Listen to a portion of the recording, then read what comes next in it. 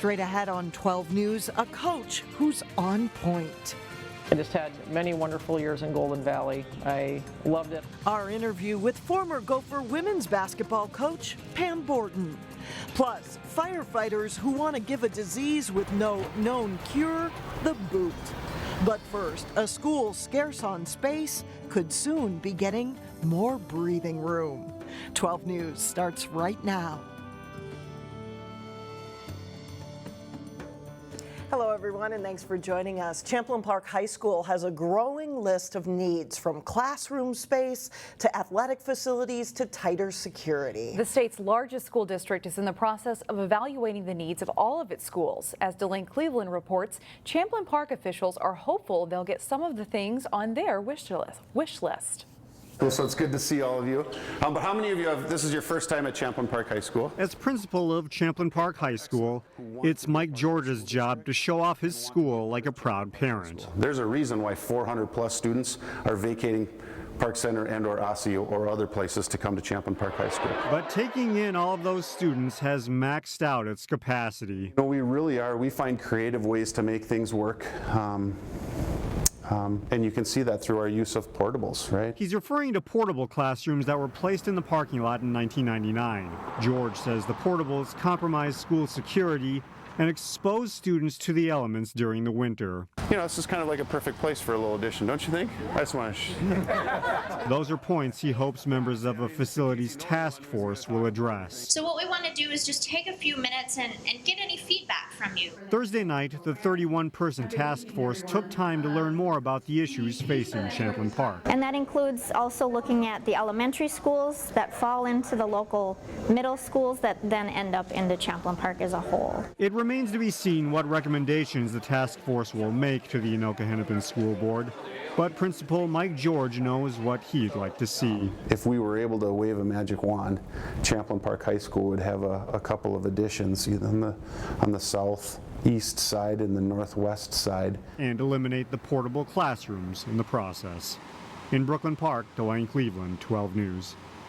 The task force will come up with recommendations in January. The school board will then make a decision sometime in the spring. Now to politics, where money is pouring into the hotly contested race in Minnesota's 3rd congressional district. Democrat Terry Bonoff is challenging Republican incumbent Paulsen. According to Federal Election Commission disclosures, Paulsen has raised more than $160,000 since July 21st. And in comparison, Bonoff has raised more than $150,000.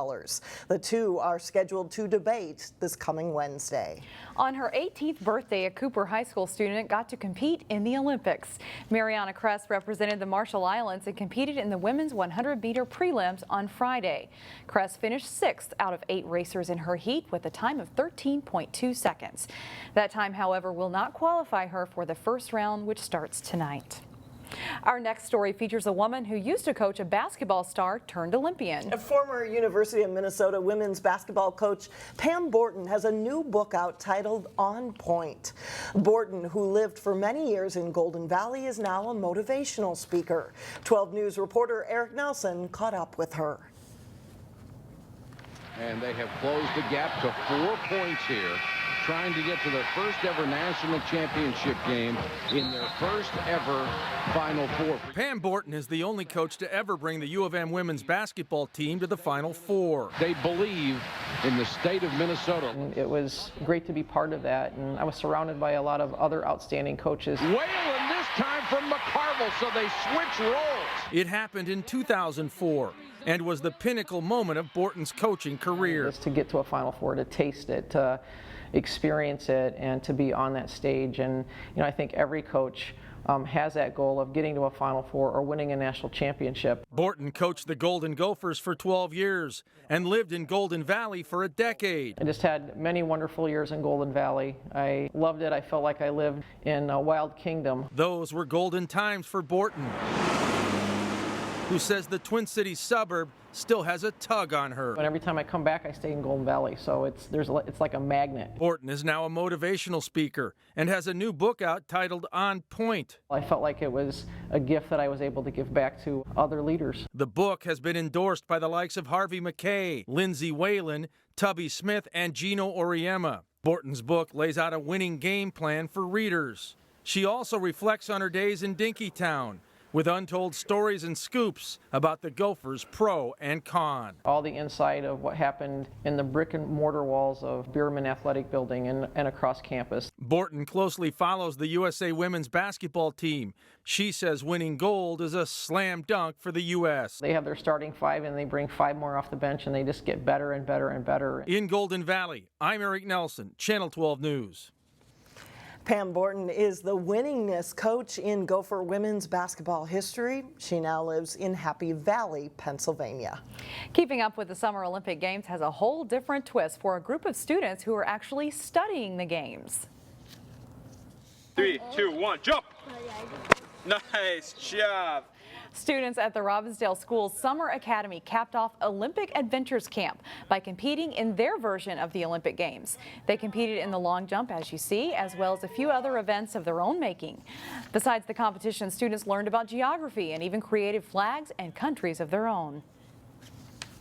They're giving the kids a chance to get this enrichment during the summer, so they're still getting the structure of school, but #1 goal is for them to have a blast. And of course, gold medals were in order for all student athletes. Earlier in the week, they made their own medals out of clay. Brooklyn Park firefighters are trying to give muscular dystrophy the boot. You're helping us out. Thank you very much. Firefighters are taking part in the annual Fill the Boot fundraising campaign. The firefighters are raising money outside different Brooklyn Park locations. Muscular dystrophy is a genetic degenerative disease that affects the muscles, and there is no cure. We have a family in town that is afflicted by it. So they have a 9-year-old son, and we got to meet him last year as we've taken them on as our MDA family. And quite honestly, it's affecting people now into their 20s and 30s as well, right? So this isn't just a children's disease, it's an adult disease also.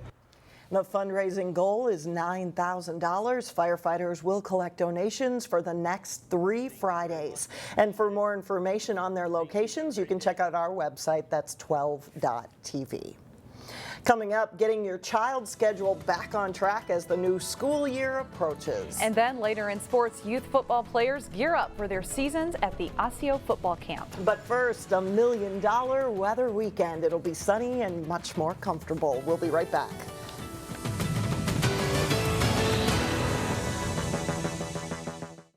For many area school districts, the start of a new school year is just a few weeks away. Alexander Renslow is with a principal from the Osseo School District on what students and parents can do now to prepare for the upcoming academic year. Another school year is staring us down. My guest today is Patrick Smith, principal at Basswood Elementary in the Osseo School District. And thanks so much for joining us. You're a parent yourself, so first question for you is, knowing that school is a few weeks off, what are some things that families should start thinking about today to get their child ready to go back to school? I think one of the biggest things is routine. You know, we just spent a full summer of staying up late, sleeping in, staying in your pajamas all morning long, eating breakfast at, longer than we normally would during the school year. So I think it's establishing that routine and practicing it and having a talk with your child about, getting ready for school and what that routine is going to be like. What is our bedtime going to be? What time do we need to wake up each morning and have enough time to do all the things to prepare and get ready to get on that bus or to drive to school? And so it's establishing that routine, and it takes some time to get out of the summer routine and be ready for school. So I say practice that now, a couple weeks leading up to school, so that it's not such a shock when they get ready to go back. And talk a little bit about study habits. Are there some strategies that families can start thinking about, talking about in terms of getting homework done each night? Would you recommend a specific time, or how do you get some structure in place to prepare for the unexpected? And of course that depends on the age level. The younger you are, the less time you want to spend on homework every single night, and the older you get, there's more homework to do and more time spent on that homework. So it's really having that understanding of what is that time frame. If you're 5 years old, some research I've read is based on your grade level. So kindergarten, first grade, that's 10 minutes. Second grade, that's 20 minutes, adding 10 minutes per grade. So, and that's one piece of research. So kind of looking at that, and one resource is to talk to the classroom teacher in elementary, or talk to a teacher in the secondary level about what their recommendations are for time spent on homework. But establish that routine as well. Have a place at home, a specific place at home that you do homework. Work with your child and together to determine what that place is. And again, don't be afraid to ask a school personnel, a school staff member about homework if there's any struggles or any questions about it. And in the final seconds left, Patrick, gold star tip today that might help parents and families getting ready. Talk to your child. Talk to your child about the anxieties of going back to school, or about the excitement of going back to school, and share what your anxieties and what your excitement is as well. So it's a good conversation to have getting ready for school. All right, Patrick Smith, thanks so much for joining us. Good luck with the school year. Thank you. All right, good advice there. Coming up, a trip to church that's not quite what you would expect. But first, a longtime coach at Robbinsdale and Benilde is honored. John Jacobson has that and more up next in sports. It's that time of year when we start hearing one word over and over again, and that is football. Must mean summer is almost Yes, over, that's right. Yes. With high school and fall youth football practice just days away now, the Osseo Football Association wrapped up a 3-day youth camp on Thursday. More than 130 kids in grades 2 through 8 came out for the camp. They learned mostly fundamentals and basic skills from OFA coaches and some of the Osseo High School varsity players. The Orioles start practice for the upcoming season next week, and new head coach Ryan Stockhouse was involved with the camp. For Stockhouse, it's an opportunity to start meeting people in the community and connecting with kids.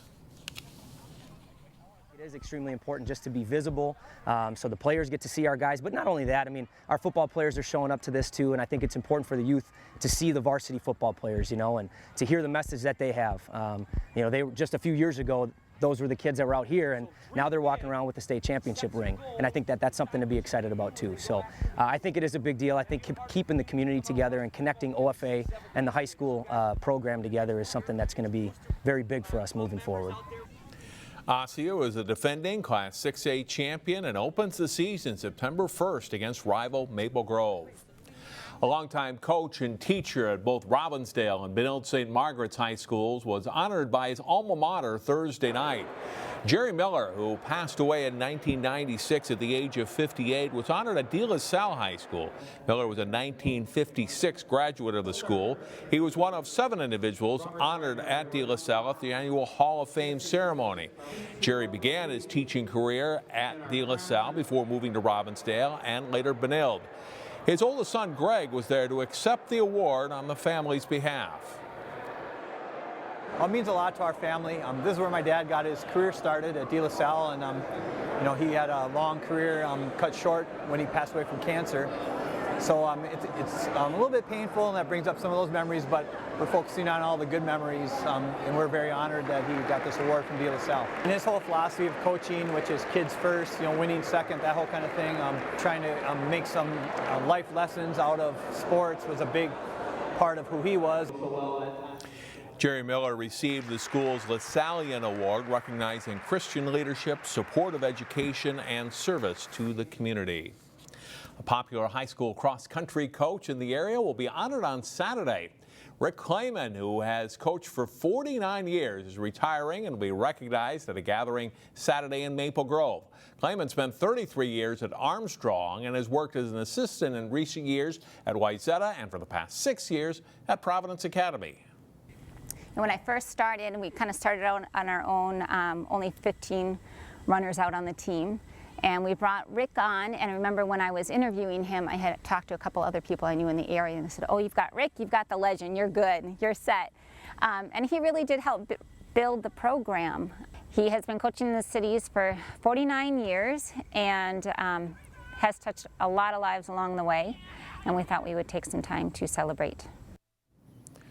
All past runners and colleagues are invited to the Rick Kleyman retirement celebration Saturday from 11 a.m. to 1 p.m. at Fish Lake Park Pavilion in Maple Grove. And there was a guy that was certainly passionate and still is about running. Yeah, 49 years. The whole group should run in celebration, right? Yeah. Thanks a lot, John.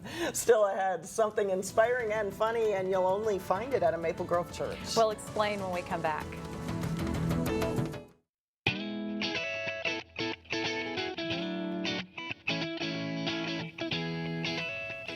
tent full of people and camera equipment in Golden Valley can mean only one thing. It is the annual tent sale at National Camera Exchange, and some people wait all year long for it. It's a chance to snag a deal on cameras, lenses, and other equipment, or sell or trade older camera gear that you no longer want.